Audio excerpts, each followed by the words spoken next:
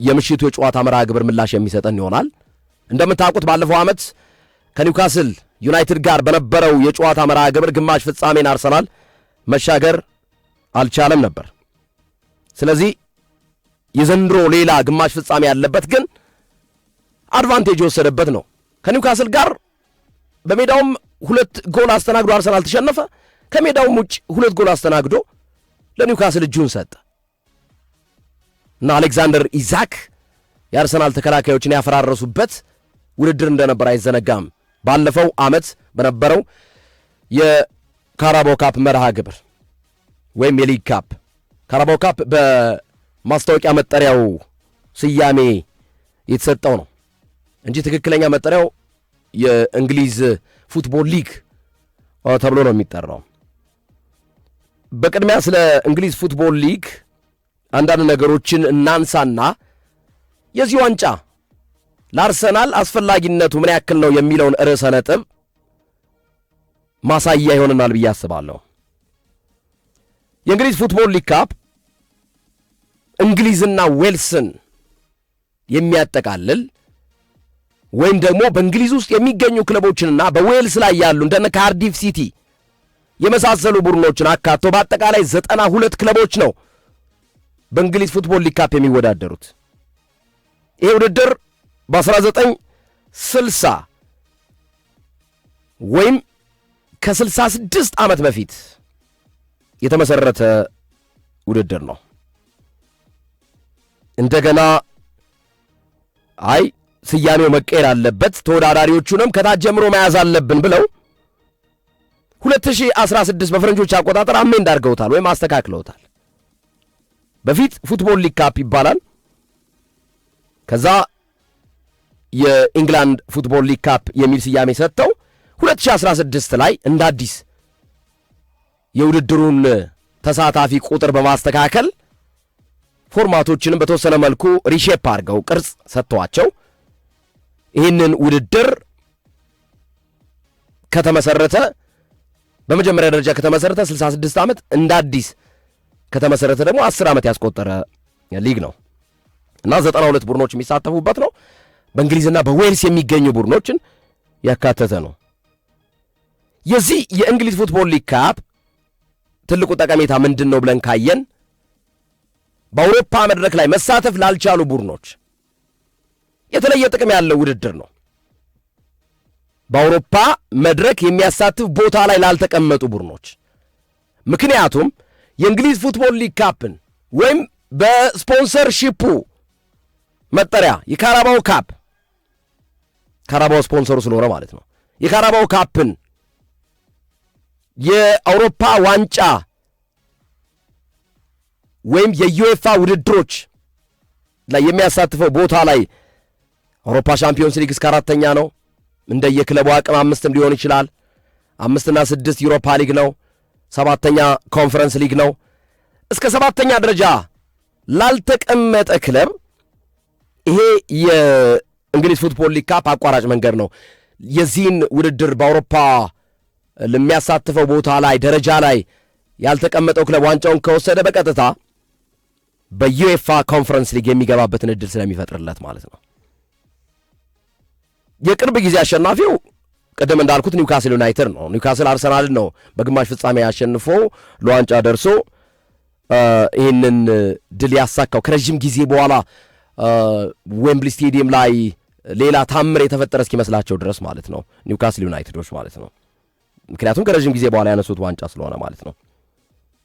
እና በዚህ በካራባው ካፕ ድል ሊቨርፑልን የሚስተካከል የለም። ሊቨርፑል ነው ለ10 ጊዜ ይህንን ዋንጫ መውሰድ ይቻላል። ሊቨርፑል አይምርም፣ ካራባው ካፕን አይምርም። እና ካራባው ካፕ እንደም በሊቨርፑል ቤት ውስጥ ለፕሪሚየር ሊጉ ዋንጫና ለሻምፒዮንስ ሊግ ቦታዎች ወይም ውድድሮች፣ ለትላልቅ ውድድሮች መንደርደሪያ ነው። ለተጫዋቾች የስነ ልቦና ጥንካሬ ይሰጣል።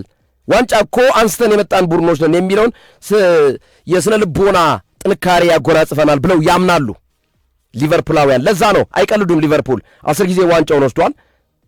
ከ1980-81 ጀምሮ ባሉት ዓመታት እስከ 2023-24 ድረስ ለ10 ጊዜ ዋንጫ ወስዷል እና 5 ጊዜ ደግሞ ለፍጻሜ ደርሶ ተሸንፈዋል። በአጠቃላይ 15 ጊዜ ለዋንጫ ደርሶ 10ሩን ዋንጫ ወስዷል። 5ቱን ግን ሁለተኛ ሆኖ ያጠናቀቀባቸው ውድድሮች ተፈጥረዋል በሊቨርፑል ቤት ውስጥ። ቀጥሎ ማንቸስተር ሲቲ ነው። ስፔሻሊ ጋርዲዮላ ከመጣ በኋላ በተከታታይ እንዲሁም ደግሞ በማንቸስተር ሲቲ ቤት ውስጥ የእግር ኳስ አብዮት እንደ አዲስ ከተቀጣጠለ በኋላ አረቦቹ ከገዙት በኋላ ክለቡን በቀጥታ ተጫዋቾችን ከያቅጣጫው ስመጥር ተጫዋቾችን ካመጡ በኋላ ካራባኦ ካፕ በተከታታይ ማሳካት የቻለ ክለብ ነው ማንቸስተር ሲቲ። 2013-14 የነበረውን የማንቸስተር ሲቲ እንደ አዲስ ማርሽ የቀየረበት ሂደት ነው ክለቡ ተጫዋቾችን በማምጣት ረገድ ማለት ነው። ከዛ በኋላ 2013-14 2015-16 2017-18 2018-19 2019-2020 2020-21 በተከታታይ ማለት ነው በተከታታይ በተለይ ለ4 ዓመታት ካራባኦ ካፕን ያነሳበት ሂደት ተፈጠረ። ከዛ በፊት መሃል ላይ አንድ ጋፕ ፈጠረና 2016-17 አልወሰደም። ነገር ግን 2013-14 አንድ ጋፕ ፈጥሮ 2015-16 የወሰደበት ሂደት ተፈጠረ። ከዛ በፊት 2 ዋንጫ ካራባኦ ካፕ አሳክቶ ነበር፣ 8 ዋንጫ። ማንቸስተር ሲቲ ለፍጻሜ ደርሶ የካራባኦ ካፕን የተነጠቀበት አንድ ጊዜ ብቻ ነው። አንድ ጊዜ ብቻ ለፍጻሜ ደርሶ ካራባኦ ካፕ ፍጻሜ ማንቸስተር ሲቲ አንድ ጊዜ ብቻ ነው። ቀጥሎ ማንቸስተር ዩናይትድ ነው 6 ጊዜ ዋንጫውን አሳክቷል። ቀጥሎ ቼልሲ 5 ጊዜ አሳክቷል። የዛሬ የአርሰናል ተጋጣሚ ቼልሲ የቅርብ ካራባኦ ካፕ ድሉን ያሳካው 2014-15 ነው። ቼልሲም በነገራችን ላይ ለዋንጫ በካራባኦ ካፕ ቀርቦ ዋንጫውን ከተነጠቁ ክለቦች መካከል አንዱ ነው። ያ ማለት 5 ጊዜ ዋንጫውን ሲወስድ 5 ጊዜ ደግሞ ለፍጻሜ ደርሶ ይህንን ድል ማሳካት ሳይችል ቀርቷል። የዛሬው ቡድን የአርሰናል ተጋጣሚ ኤምሬትስ ስቴዲየም ላይ የሚጫወተው ቼልሲ 5 ጊዜ ዋንጫውን ወስዷል። 5 ጊዜ ለፍጻሜ ደርሶ ዋንጫውን አሳልፎ ሰጥቷል። 2014-15 ለመጨረሻ ጊዜ ዋንጫ የወሰደበት ዓመት ነው። ነገር ግን 2021ና 2021-22ና 2023-24 የቅርብ ዓመታት ናቸው ትውስታዎች። ቼልሲ 2 ጊዜ በቅርብ ትውስታዎች እንኳን ዋንጫ ተነጥቋል ይሄ ቡድን ማለት ነው። ቀጥሎ ማየት ያለብን አርሰናልን ነው። ከዛ በፊት ግን ልክ እንደ ቼልሲ ሁሉ አስቶን ቪላ 5 ጊዜ ዋንጫ ወስዷል። ቶተንሃም ስፐርስ 4 ጊዜ፣ ኖቲንግሃም ፎረስት 4 ጊዜ፣ ሌስተር ሲቲ 3 ጊዜ ዋንጫ ወስዷል። አርሰናልስ? ጥያቄው አርሰናልስ ነው። ጥያቄው አርሰናልስ የሚለው ጉዳይ ነው። አርሰናል የካራባኦ ካፕን ዋንጫ በታላቁ አሰልጣኝ አርሰን ቬንገር ጊዜ እንኳን ማሳካት ያልቻለ ቡድን ነው። እንዲሁም በአርቴታ ዘመንም ይህንን ዋንጫ አርሰናል አያውቀው። አርሰናል ለመጨረሻ ጊዜ በ1992-93 ነው የካራባኦ ካፕ ዋንጫን ማሳካት የቻለው። ከዛ በፊት በ1986-87 አንድ ጊዜ አንስቷል። በድምሩ አርሰናል 2 ጊዜ ብቻ ነው ካራባኦ ካፕ ድልን እናሳካው። ነገር ግን የአርሰናልን ያክል ለዋንጫ ቀርቦ ካራባኦ ካፕን የተነጠቀ አንድም ክለብ የለም። አርሰናል ብዙ ጨዋታዎችን ለፍጻሜ ደርሶ በተጋጣሚዎቹ ዋንጫ የተነጠቀ ቡድን ነው። ዋንጫ ላይ ደርሶ የሚመለስ ቡድን ነው። ካራባኦ ካፕ ላይ ታሪኩ የሚያሳየው እንደዛ ነው። ልብ በሉ 6 ጊዜ ለፍጻሜ ደርሶ 6 ጊዜ ዋንጫ አሳልፎ ሰጥቷል ለተጋጣሚዎቹ። በአጠቃላይ 8 ጊዜ ነው ለዋንጫ የደረሰው። ከ8ቱ 2ቱን ብቻ ነው ዋንጫዎችን የወሰደው፣ 6ቱን ማሳካት አልቻለም። ካራባኦ ካፕ ዘንድሮ ምን የተለየ ነገር ይዞ ሊመጣ ይችላል የሚለው ጉዳይ ነው አነጋጋሪው ነገር። ለአርሰናል ምን ዋጋ አለው፣ ምን ቫልዩ አለው የሚለው ነው። አርሰናል ቻምፒዮንስ ሊግ የሚያሳትፈው ቦታ ላይ ነው፣ አስተማማኝ ሁኔታ ላይ ነው። የቻምፒዮንስ ሊግ የምድቡ መሪ ነው። አዎ። የፕሪሚየር ሊጉ የምድቡ መሪ ነው። ፕሪሚየር ሊግ ዋንጫ መውሰድ የሚችልበት እድል ላይ ነው። አዎ። ግን አርሰናል ይህንን ካራባኦ ካፕ ድልን ታዲያ ለምን ይፈልገዋል? በተለይ ኮንፈረንስ ሊግ ለሚገቡ ቡድኖች አይደል እንደ የተሻለ የሚሆነው የሚል ጥያቄ ሊነሳ ይችል ይሆናል። እንግዲህ እንዳልኳችሁ ይህንን ዋንጫ ካዩ ረጅም ዓመታት ነው። አርሰናል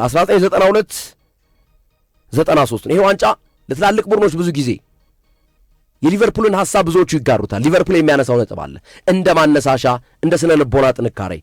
አርሰናል ዋንጫ ሲያፈገፍጋል፣ አርሰናል ሁሌ የዋንጫ አጃቢ ነው የሚባለውን ነገር አሰልጣኝ ሚካኤል አርቴታ ዛሬ ምሽት ለመስበር መንደርደሪያ ላይ መቀመጥ እንደሚፈልጉ ቀደም ሲል ገልጸውታል፣ ተናግረውታል። ከአጃቢነት ለመውጣት ዋንጫዎችን ለመያዝ የቡድኑን ጥንካሬ ለመለካት ገና እኮ ፍጻሜ ላይ አለ እኮ። ፍጻሜ የማንቸስተር ሲቲና የኒውካስልን አሸናፊ ገና ይገጥማሉ። ካለፉ እሱንም ዛሬ ምሽት ካለፉ የሚለውን ነው እና አርሰናል ይህንን እንደ መንደርደሪያ ስለሚጠብቀው ከዚሁ ጋር ተያይዞ የሚደረግ የ5 ሰዓት የጨዋታ መርሃ ግብር ነው። የአንድ ጎል አድቫንቴጅ አለው አርሰናል 3-2 ስታንፎርድ ብሪጅ ላይ አሸንፎ ተመልሷል። ሮሴኒዮር የሚያነሱት ጉዳይ አለ። ያኔ ስታንፎርድ ብሪጅ ላይ ከሳምንታት በፊት ስታሸንፉን ቁልፍ የሚባሉ ተጫዋቾች አልነበሩም በቡድናችን ውስጥ። ስመጥር ተጫዋቾችን በተለያዩ በቅጣትና በጉዳት ምክንያት አተን ነበር። ዛሬ ግን በሙሉ አቋማችን ነው የምንመጣው። ስለዚህ ውጤቱን እንቀለብሰዋለን እያሉ ነው። ይሳካላቸው ይሆን? አብረን እናያለን። ሶፊ ደርሷል። በነገራችን ላይ መንገድ ቦሌ አካባቢ ይዘጋጋል ሰሞኑን። የሆነ ቁልፍ ላይ አልገባውም ግርሜ፣ የሆነ ቦታ ላይ ገባው ተዘጋ። በቃ ዝግት በቃ። አይ እኔም እያየሁት ነበር። ከ20-30 ደቂቃ በላይ ነው ከአንድ ፌርማታ ለመሄድ የፈጀ። በጣም እና ደግሞ መኪናውን ጥላት በጣም መከራ ነው።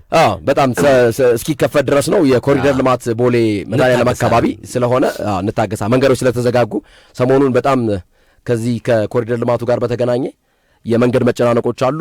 እንዲሁም ከዛ በተጨማሪ ደግሞ መብራት ቶሎ ይጠፋሉ። ስለዚህ በቅርብ ጊዜ ወደ ትክክለኛው የአካባቢው ብቃት እንመለሳለን ብለን እናስባለን። ትክክል። ካራባው ካፕን እያነሳን ነው። እኔ ሞር አብዛኛው ትኩረት ያደረግኩት የካራባው ካፕ ታሪካዊ ዳራው ምን ይመስላል፣ ፋክቶችን የካራባው ካፕ አስፈላጊነት ለአርሰናል ምንድነው የሚጠቅመው፣ ቼልሲስ ምን ይፈልጋል፣ ምንስ ለማድረግ አቅዷል የሚሉ ሐሳቦችን ዳስሻቸዋለሁ። አሁን ደግሞ ወደ ጨዋታው እንግባና ስለ ምሽቱ ጨዋታ አንዳንድ ነጥቦች እናንሳ። ሶፊዬ። እሺ ግርምዬ አመሰግናለሁ። እኔ ከአንተ በተለየ መንገድ የምመለከታቸው አንዳንድ ነጥቦች ይኖራሉ። ከነዚህ መካከል አንደኛው ስፔሻሊ ሁለቱ ደጋፊዎች የሚወያዩበት፣ ሁለቱ ደጋፊዎች የሚከራከሩበት አንድ ነጥብ አለ። የለንደን ኩራት ማን ነው?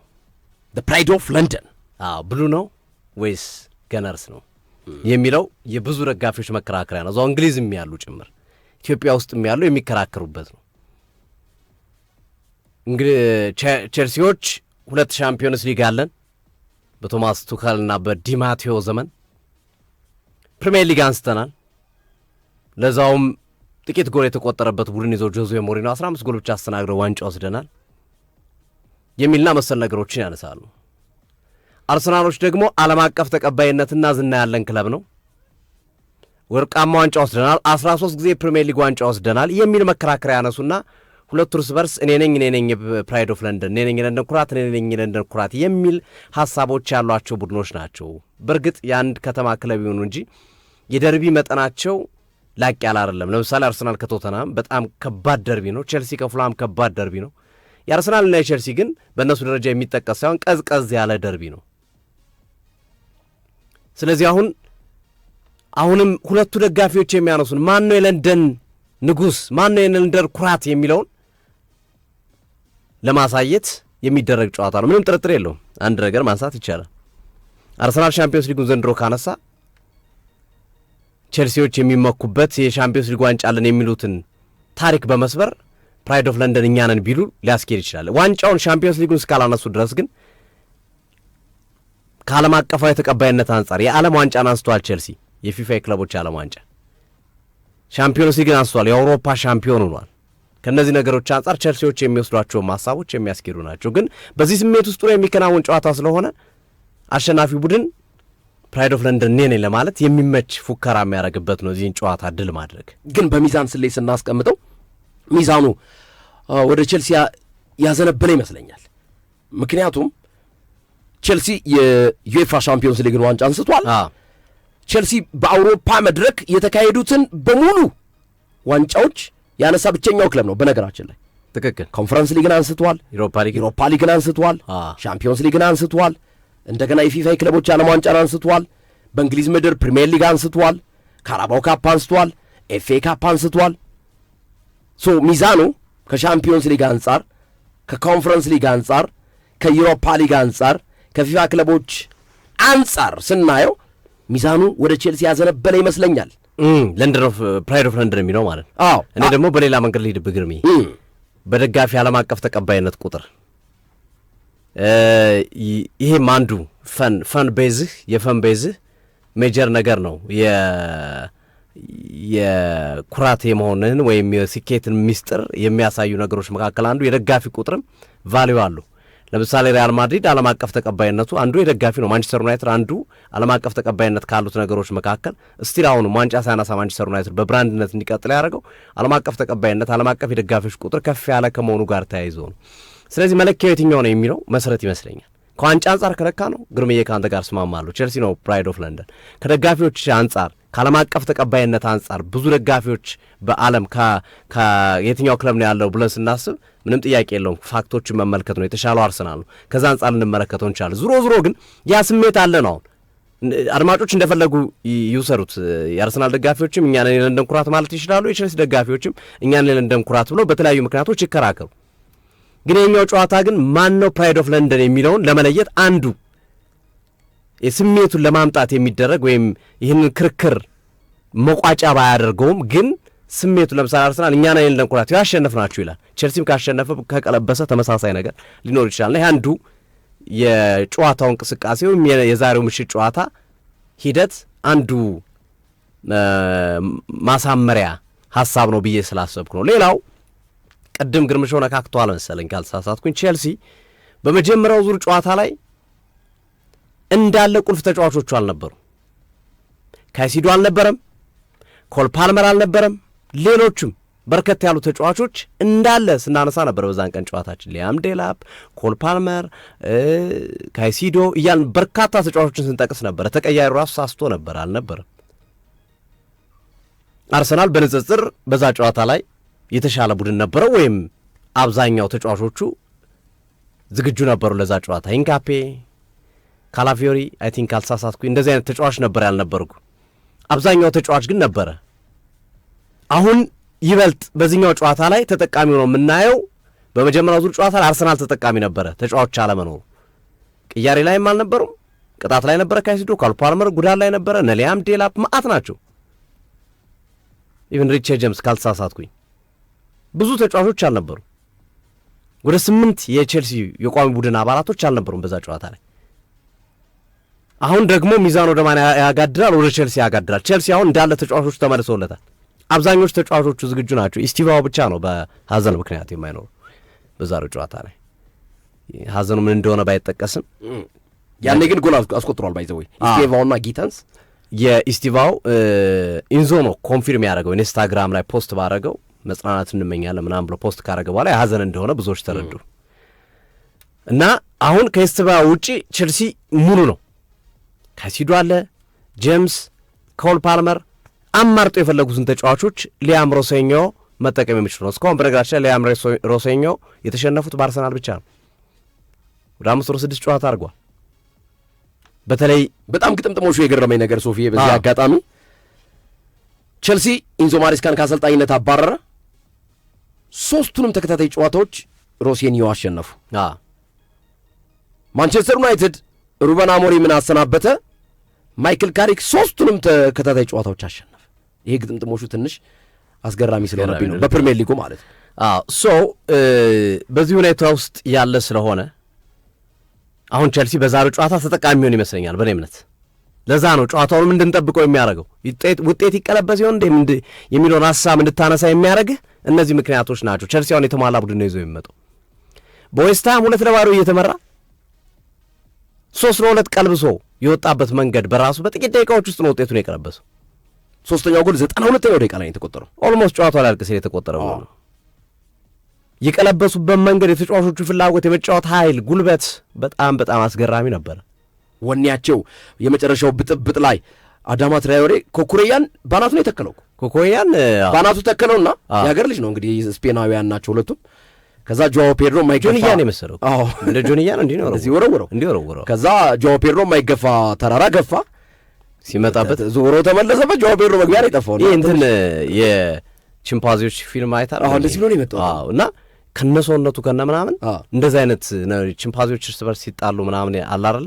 እሱን ቪዲዮ ወይም ፊልም የተመለከተ ያ ነው የሚመስለው። በቃ ስታይሉ፣ ሙዱ፣ የልጁ ሰውነት፣ የጆዋ ፔድሮ ደግሞ ማነስ መቅጠን በጣም በጣም የተለየ ነበርና እሱ ያው ሙመንቱ ትንሽ አስገራሚ ነበር። ስለዚህ አንድ ነገር አየሁኝ ሶፊ። እሺ አዳማ ትራዮሬና ቪክተር ዮኬሬስ በኪሎግራም ማን የሚበልጥ ይመስላል በክብደት? እኔ ያየሁት መረጃ እንግዲህ እስኪ እሱን አረጋግጣለሁና አንዳንዴ ስለወፈርክ ክብደትህ ትልቅ ላይሆን ይችላል። በነገራችን ላይ አጥንት ነው ክብደት የሚያነሳው ይላሉ እንግዲህ ባለሙያዎች። አጥንት ክብደት ያነሳል ብለው ያስባሉ። ስለዚህ ግርማቸው ቼክ አድርገውና ፋክቱን ትነግራቸዋለህ። ግን ዮኬሬስ ነው የሚበልጠው። ዮኬሬስ በኪሎ ይበልጣል። የሚገርም ነው። አዳማ ትራዮሬ 86 ኪሎ ግራም ነው። እሺ ቪክተር ዮኬሬስ 90 ኪሎ ግራም። የሚገርም ነው። አሁን ሰው ግን አይቶ አዳማ ትራዮሬ በጣም ትልቅ ኪሎ ግራም ነው ይመስላል እንዴ? ያው አጥንት እኮ ነው። ግን አዳማ ትራዮሬ 86 ኪሎ ግራም እና የኪሎ ነገር ይገርማል። ቪክተር ዮኬሬስ 90 ኪሎ ግራም። የሚገርም ነው። ኤኒሃው ስለዚህ ይሄ ጨዋታ አንዱ የምንጠብቅበት ምክንያት ቼልሲ ሙሉት ቡድኑን ይዞ ማምጣቱ፣ በተጨማሪም ውጤት የቀለበሰበት መንገድና መሰል ነገሮች ዛሬውን ጨዋታ ቢያንስ ኮምፒቲቲቭ ያደርገዋል። በነገራችን ላይ አርሰናል ስታንፎርድ ብሪጅ ላይ የነበረውን ጨዋታ በትንሹ በ3 ጎል ልዩነት መጨረስ ይችል ነበር። ሚኒመም 2 ጎል ልዩነት መግደል የሚችልበት ጨዋታ ነበረ። አርሰናል 3-2 ያለቀው ጨዋታ ላይ ማለት ነው። ምክንያቱም አርሰናል የተሟላ ቡድን ነበረ። የሚፈልገውን ተጫዋች ቀይሮ ያስገባል፣ የሚፈልጉትን ተጫዋች ያጫወቱ ነበረ። ሊያምሮ ሰኛው እጃቸው አጣጥፎ ነበር ቁጭ ያሉ። ቀይረው ማስገባት የሚችሏቸው ጥራት ያላቸው ተጫዋቾች ተቀያሪ ወንበር ላይ ስላልነበሩ ዛሬ እንዲህ አይነት ነገር አይኖርም። ጫማ ይለካካሉ፣ እኩል ይፋለማሉ። ሊያምሮ ሰኛው ከዚህ ጨዋታ ጋር በተያያዘ በሰጡት አስተያየት ምንድን ነው ያሉት? ይሄ ጨዋታ ከኔ ይልቅ ለቸልሲ ያስፈልገዋል። እኔ ብሸነፍም ባልሸነፍም በእኔ አሰልጣኝነት ህይወት ውስጥ የሚጨምረው የሚቀንሰው ነገር የለም። ቸልሲ ግን በየዓመቱ ዋንጫ የለመደ ቡድን ስለሆነ ዋንጫ ያስፈልገዋል። እንዲህ አይነት እድሮችን መጠቀም አለብን። እንዲህ አይነት አጋጣሚዎችን ተጠቅመን ዋንጫ ማንሳት አለብን። ስለዚህ ለቸልሲ እንደሚያስፈልገው በማሰብ ተጫዋቾቻችንም የተለየ ነገር ማድረግ አለባቸው የሚል ሀሳባቸውን በስፋት እያስቀመጡ ይገኛሉ። ነገር ግን ቅድም የጠቀስኳቸው አድቫንቴጆች እንዳሉ ሆኖ በቸልሲ በኩል ተጫዋቾቹ መመለሳቸው፣ ጨዋታውን አሸንፈው መምጣታቸው፣ የቀለበሱበት መንገድ በጣም ታምር መሆኑ፣ አሁንም ቅልበሳ ማድረግ ሪሞንታዳ መስራት እንደሚቻል ውስጣቸው አምኖ የሚመጣ አይነት ሳይኮሎጂ ወይም ስነ ልቦና ይዘው ነው የሚመጡት። በዛው ልክ ግን በዛ ጨዋታ ላይ ያወጡት ኢነርጂ አይደለም። በዌስትሃሙ ጨዋታ ላይ ግርሜ በአብዛኛው እነሱን ተጫዋቾች ናቸው አሰልጣኙ ሊጠቀሙ የሚችለው። እሱ እንዳይጎዳቸው ስጋት አለኝ። አርሰናል በንጽጽር በዚህኛው ሳምንት ጨዋታ ላይ ብዙ ኢነርጂ ያወጣ ቡድን አይደለም። በቀላሉ ነው ሊድስን አሸንፎ የመጣው። ቸልሲ ኢነርጂ አውጥቷል፣ በጣም ጉልበት አውጥቷል። እሱ እንዳይጎዳቸው ጨዋታውን ማየት ይኖርብናል። እንግዲህ ምን ያህል ይጎዳቸዋል አይጎዳቸውም የሚለውን ጨዋታ ላይ ነው። ግን በእግር ኳስ እንቅስቃሴዎች እንዲህ አይነት ነገሮች ኢነርጂ ብዙ ካወጣ ቀጣይ ጨዋታ ላይ የመድከም አቅምን አሟጠ ከተጠቀም ቀጣይ ጨዋታ ላይ እንግዲህ በሁለት ቀን ልዩነት የሚከናወን ጨዋታ ነው።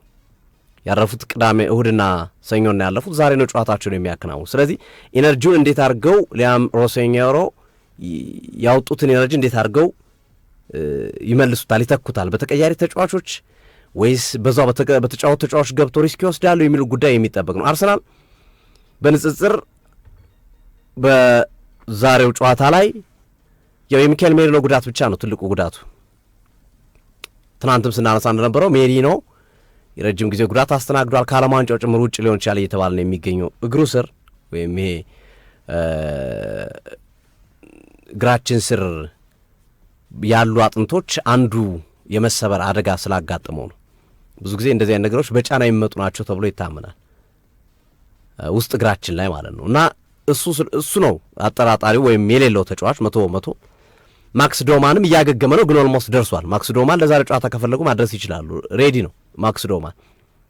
ሳካ የዛሬው ጨዋታ ላይ አይሰለፍም። ለአርሰናል ደጋፊዎች አስደሳችሁ ነገር ሳካ ጉዳቱ እንደተፈራው አይደለም፣ ቀላል ጉዳት ነው፣ በጣም በጣም ቀላል ጉዳት። ለሰንደርላንዱ ጨዋታ ይደርሳል። ሚካኤል አርቴታ እንደተናገሩት የኛው ጨዋታ ነው ሊያመልጠው የሚችል የሚል ሀሳብ ነው የሰጡት። ሚኒመም ግን እንደው ሰንደርላንዱ ጨዋታ ሪስክ መውሰድ ካልፈለጉ ግን ለብሬንፎርድ ጨዋታ ቀጣይ የአሁኑ ዳልፎ ቀጣይ ሐሙስ ላይ በሚደረገው ጨዋታ ላይ የመድረስ አቅም ያለው። ስለዚህ ማክስ ዶማን፣ ሳካና ሚካኤል ሜሪኖ ነው የማይኖሩት በአርሰናል በኩል። ብዙም ያን ያህል የሚጎዳ አይደለም። ሳካ በእርግጥ ጠንካራ ተጫዋች ነው፣ ሜሪኖ ምርጥ ተጫዋች ናቸው። ግን ያን ያህል ቡድኑን የሚያሳሳ ወይም ዋጋ የሚያስከፍሉ ጉዳቶች አይደሉም። ሁለቱም ሲሪየስ ቡድናቸውን ይዘው ይገባሉ ተብሎ ይጠበቃል። ስፔሻሊ አርሰናል ሚካኤል አርቴታ አይቀልዱም፣ ተናግሯል በመጀመሪያው ዙር ጨዋታ። ሲሪየስ ቡድናቸውን ይዘው ሲገቡ ለምን ይዘው ገቡ ሲባል እንደዚህ ቦታ እኮ ደርሰን እኮ በኒውካስል አምና ተሸንፈናል፣ አሁን ቀልድ የለም ነው ያሉት። ለአንድ ጨዋታ ብለን ዋጋ የምንከፍልበት መንገድ የለም የሚል ነገር ነው ያለው። ስለዚህ ዛሬም ሲሪየስ ቡድናቸውን ይዘው ይገባሉ ተብሎ ነው የሚጠበቀው። በርካታ ደጋፊዎች ግን ለኖርጋርድ ድል ቢሰጡት እያሉ ነው። ዙቢሜንዲ ቦታ ላይ ኖርጋርድ ፐርፎርም ማድረግ ይችላል፣ አቅሙን ማሳየት ይችላል። ትልቅ ጨዋታ ላይ አልተመለከትነውም፣ ግን በገባባቸው በተቀየረባቸው ጨዋታዎች ሁሉ አቅሙን እያሳየ ነው የሚል ነገር ነው ያለው። ስለዚህ ሞሮለስ ዛሬ አርሰናል ቋሚ 11 ቤን ዋይት ቀኝ ይሆናል ተብሎ ይጠበቃል። ሳሊባና ጋብርኤል የተከላካይ መስመሩን ይመራሉ። ካላፊዮሪ ከጉዳት ስላገገመ ዛሬ ግራ መስመር ላይ ጀማሪ እንደሚሆን ምንም ጥርጥር የለው። ኖርጋርድ፣ ሃቨርስና ራይስ አማካይ መስመሩን ይመሩታል። ማዱኬና ማርቲኔሊ ግራና ቀኝ፣ ጋብርኤል ጄሱስ የ9 ቁጥር ሚናውን ይዞ እንደሚጫወት የሚጠበቅ ይሆናል። አርሰናል አስተላለፍ ይሄ ሊሆን ይችላል ተብሎ አንድ ነገር እናንሳ። አሰልጣኝ አርሰን ቬንገር ይህንን ዋንጫ ሳያዩ ነው ከአርሰናል አሰልጣኝነታቸው የለቀቁት። ካራባው ካፕ የሚባል ዋንጫ በታሪካቸው ቬንገር አንስተው አያውቁም። ቅድም እንዳልነው 1992-93 ነው ለመጨረሻ ጊዜ 2 ዋንጫዎችን ብቻ ነው ያገኘው አርሰናል። 1980ዎቹ አጋማሽና 1992 ነው።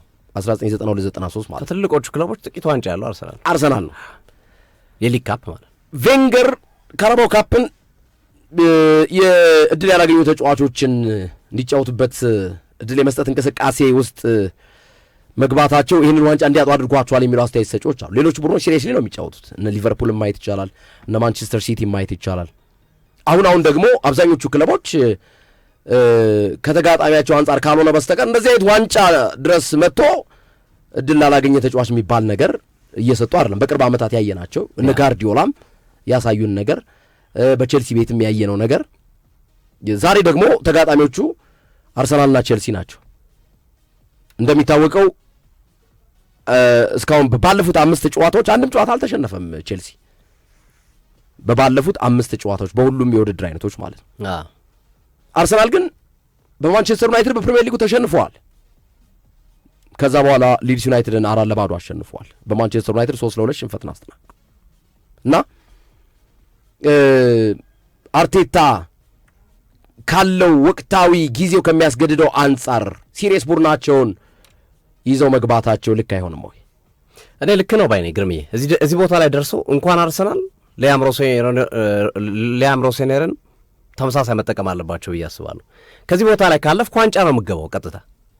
ስለዚህ ምንም አይነት የምትቆጥበው ነገር አይኖርም።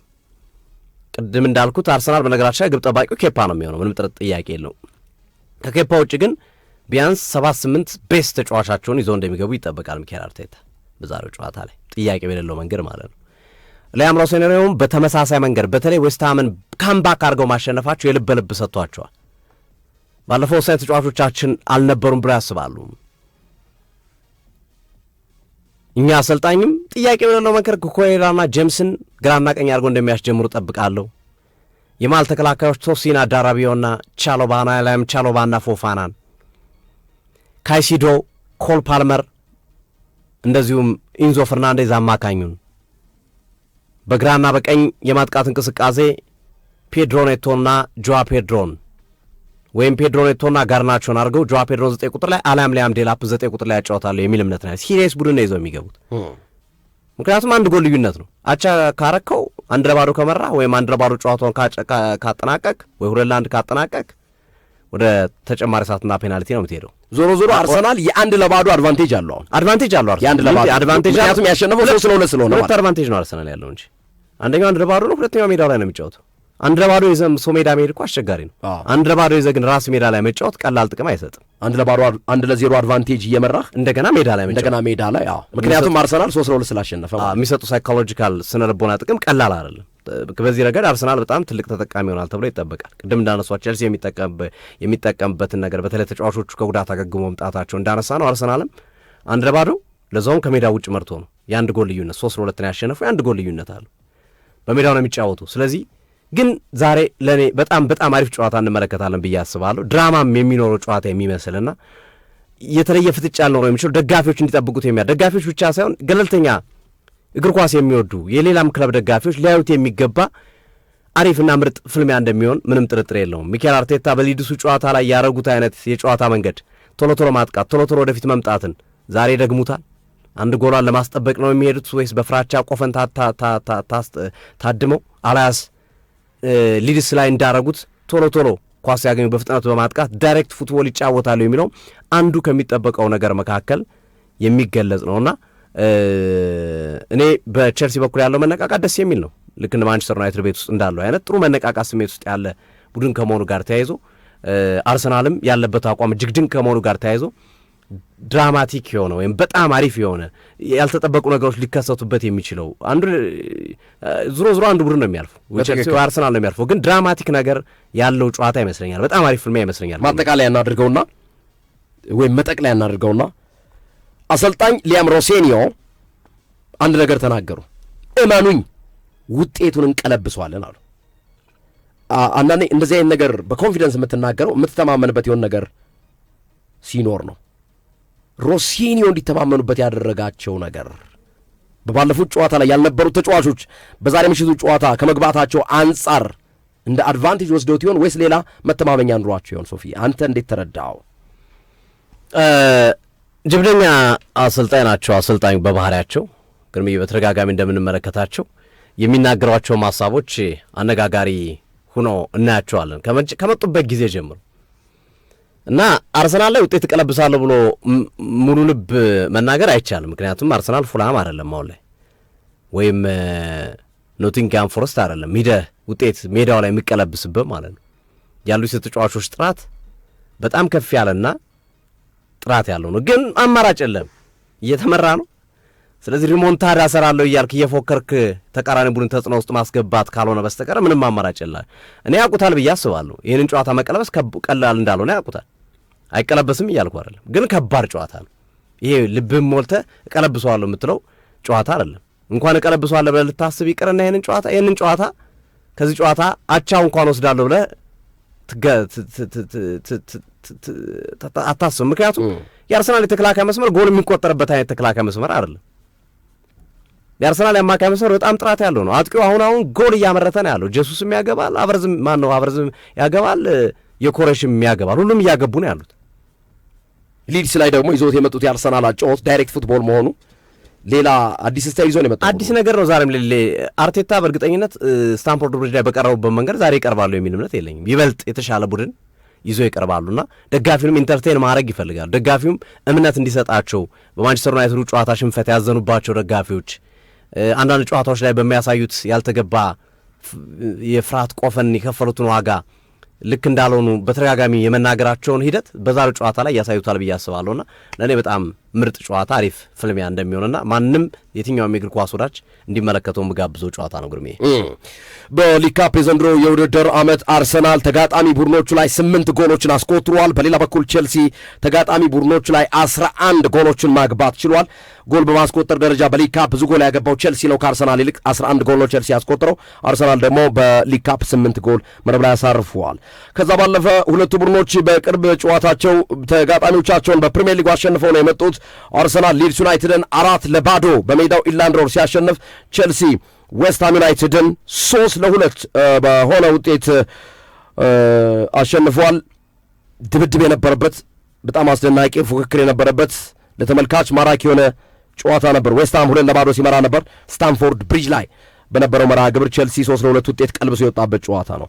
ከዛ ባለፉት 5 ጨዋታዎች ቼልሲ ዌስትሃምን 3-2፣ ናፖሊን በዩኤፋ ሻምፒዮንስ ሊግ እዛው ዲያጎ አርማንዶ ማራዶና ስቴዲየም ላይ 3-2 አሸንፈዋል። ክሪስታል ፓላስን 3-1፣ ፓፎስን በዩኤፋ ሻምፒዮንስ ሊግ ስታንፎርድ ብሪጅ ላይ 1-0 እንዲሁም በፕሪሚየር ሊጉ ብሬንፎርድን 2-0 ማሸነፍ የቻለበትን ውጤት አስመዝግበዋል። አርሰናል በፕሪሚየር ሊጉ ሊድስን 4-0፣ ካይራት አልማቲን በዩኤፋ ሻምፒዮንስ ሊግ 3-2፣ በማንቸስተር ዩናይትድ እዛው ኤምሬትስ ስቴዲየም ላይ 3-2 ተሸንፏል። ኢንተር ሚላንን በሳንሲሮ ጁሴፔ ሜዛ ስቴዲየም 3-1 አሸንፏል። እንዲሁም በፕሪሚየር ሊጉ ከኖቲንግሃም ፎረስት ጋር 0-0 አቻ ተለያይተዋል። ሁለቱ ቡድኖች በአጠቃላይ በሁሉም የውድድር አይነቶች 197 ጊዜ ተገናኝተዋል። አርሰናል 78ቱን ሲያሸንፍ ቼልሲ 62ቱን አሸንፈዋል። 57 ጊዜ ደግሞ አቻ ተለያይተዋል። የቅርብ ግንኙነታቸውን በሊግ ካፕ የጨዋታ መርሃ ግብር አርሰናል ስታንፎርድ ብሪጅ ላይ ቼልሲን 3-2 አሸንፏል። የ1-0 አድቫንቴጅ ይዟል። በፕሪሚየር ሊጉ ሁለቱ ቡድኖች በነበራቸው ግንኙነት 1-1 አቻን ያጠናቀቁት በዚህ የጨዋታ መርሃ ግብር ላይ እንዲሁም ባለፈው ዓመት የሁለተኛው የፕሪሚየር ሊጉ የመልሱ ጨዋታ ማርች 2025 ላይ በነበረው መርሃ ግብር አርሰናል 1-0 ማሸነፉ ይታወሳል። ይሄ ታሪካዊ ግንኙነታቸው ነው። አጠቃላይ ሊኖረው የሚችለውን ምስል የሰጠናችሁ ይመስላል። በጣም በርካታ የሁለቱ ቡድን ደጋፊዎች ዛሬ ድሉ የኛ ነው፣ ዛሬ ድሉ የኛ ነው እያሉ ይገኛሉ። የለንደን ኩራት ቼልሲ ነው የሚሉ የቼልሲ ደጋፊዎች አሉ። የለንደን ኩራት ቀያዮቹ አርሰናሎች ናቸው የሚሉ የአርሰናል ደጋፊዎችንም እያየን ነው። ምሽት ላይ ከ5 ሰዓት በኋላ ሁሉም ነገር የሚለይለት ይሆናል። በቀጥታ ሲዲ ስፖርት ይህንን ጨዋታ የሚያስተላልፍ መሆኑን ከወዲሁ ለመግለጽ እንወዳለን። ሀሳብ አለ ሶፊ? አንድ የመጨረሻ ሀሳብ። ትናንት ሚካኤል አርቴታ አንድ ጥያቄ ጠይቀው ነበር። ፖል ስኮልስ አርሰናል ዘንድሮ ዋንጫውን ካነሳ የሊጉ መጥፎ ቡድን ይሆናል፣ ከዛም ባለፈ በአመቱ ምርጥ ቡድን ውስጥ ከፊት መስመር 4 ተጫዋቾቻቸው አንዱም አይገባም ብሎ ሀሳብ ሰጥተዋል። እርስዎ ምን ይላሉ ተብሎ ተጠየቁ። እኔ የሰማሁት እንዲሁም በተቃራኒ ነው። ሁሉም የአውሮፓ ቡድኖች አሰልጣኞች ሲያደንቁና የሰማሁት። ምክንያቱም ብዙ ጎል ያለን ብዙ ክሊንሺት ያለን እኛ ከመሆናችን ጋር ተያይዞ ምናልባት የኔ የመረጃ ምንጭ እና የዛኛው አስተያየት ሰጠው ሰውዬ የመረጃ ምንጭ የተለያየ ሊሆን ይችላል በሚል ሀሳቡን አስቀምጠውታል ማለት ነው። ግርምዬ ለፖል ስኮልስ የተሰጠ ቀጥተኛ ምላሽ ነው።